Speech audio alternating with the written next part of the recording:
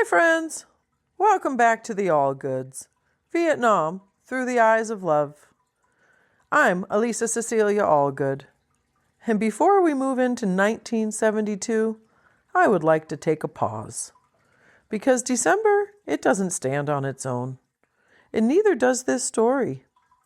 From the moment my dad left for Vietnam in April of 1971, my parents wrote to each other every single day. Sometimes twice a day, without any gaps. And I've been doing the same thing, moving through these letters, one day at a time, reading them for the first time as I go. And what my parents didn't know then, but we know now, is that my mom was already pregnant with me when my dad left. They didn't know yet, but the timeline does, and the timeline that we've learned through these letters tells us. So this episode isn't about a single date. It's about the year they lived by writing. It's about the last day of the year in 1971 and the whole year. Between April and December of 1971, a whole world fills these letters. My mom writes from San Antonio about daily life, the pool, the weather, soap operas, cooking, friends, coming and going. She goes to Miami, and then the loneliness that settles in and lifts again. And my dad, he writes from Vietnam with steadiness and routine, where he is, what he's doing, who he's with, just how much he loves her. He writes before bed, sometimes again in the morning. He counts the days home, and he quietly adjusts that count to match hers when he realizes that hers is shorter. And their friends become familiar names.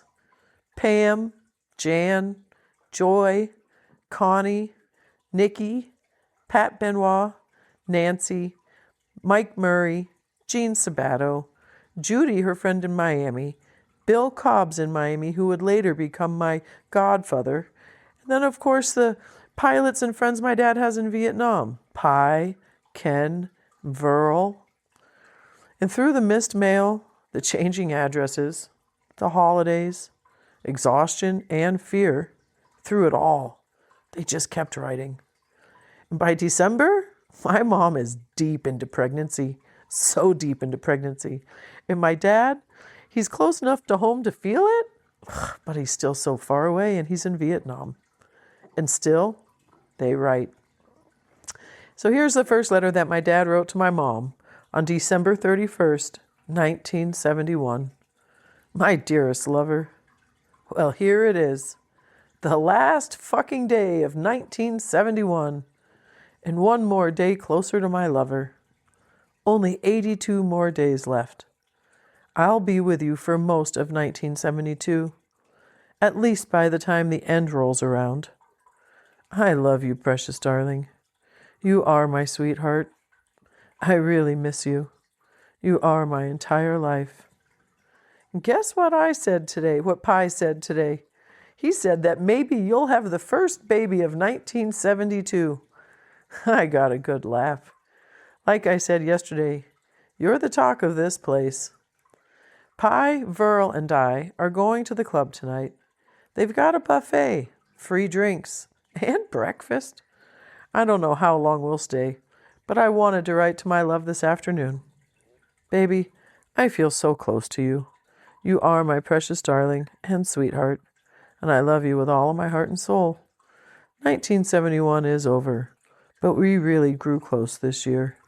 In 1972, we'll be better, and our love will grow even more. I am yours, and only yours.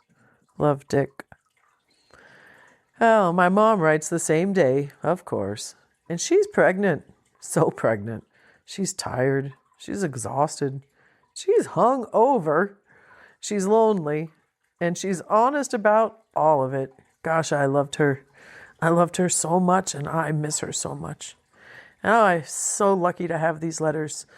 And still, she writes through all of the loneliness and the hungover and all of it. And here's my mom's letter to my dad. December 31st, 1971, Friday, my love. I tell you one thing for sure.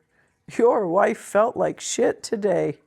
Never again will I drink too much while I'm pregnant. Being pregnant is hard enough, but add a hangover and it equals hell.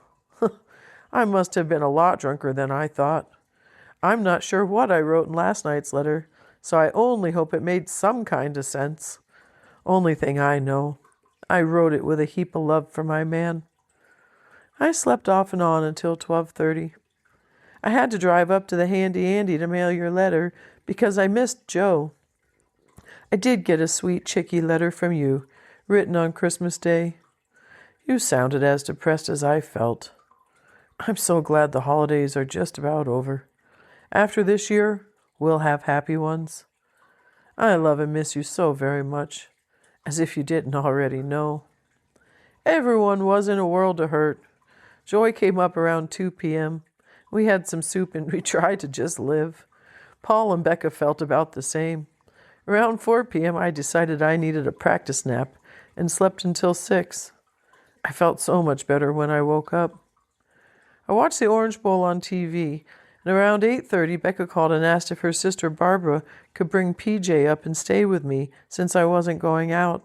And I said yes, anyone for company, and I like Barbara. Mike Bradshaw stopped by, but I didn't answer the door, and he went on to Joyce's. She called and I told her I'd love having her over, but I didn't want to get dressed. I hated to be ugly, but I really just wanted to stay in bed and not deal with any extra conversation.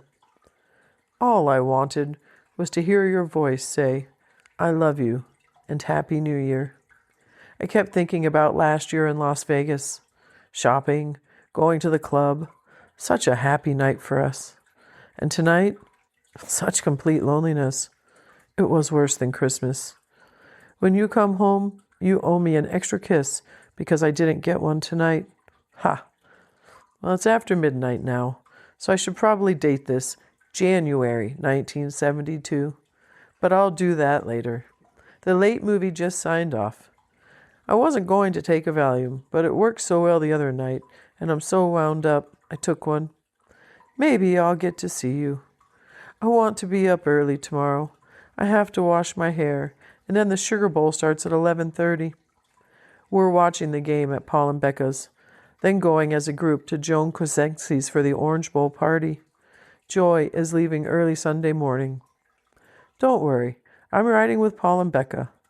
I'm not driving much now, just in case we have our baby soon.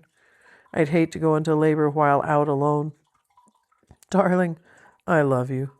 I'm going to try to get to sleepy, but I have to say, it makes me sad to say, Happy New Year.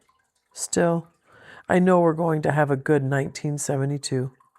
I love you with all of my heart and soul, forever and always. Sarah. Well, they end 1971 the same way they lived it, by writing, every day, across the distance, across pregnancy, and across war, and across exhaustion and hope. They didn't know yet that they were already a family when this year began, but they were, and I was there from the start, carried through every letter, every day counted, every promise written. And this is how 1971 ends, with love written down every single day. Thank you for walking the story with me and being here to listen to the letters. I am truly grateful. And Happy New Year to everyone listening. And if you have been following along, you'll know that this episode and the next two are coming just a couple days late, as it's been a real busy time. So thank you again for sticking with this, and happy belated New Year to everybody.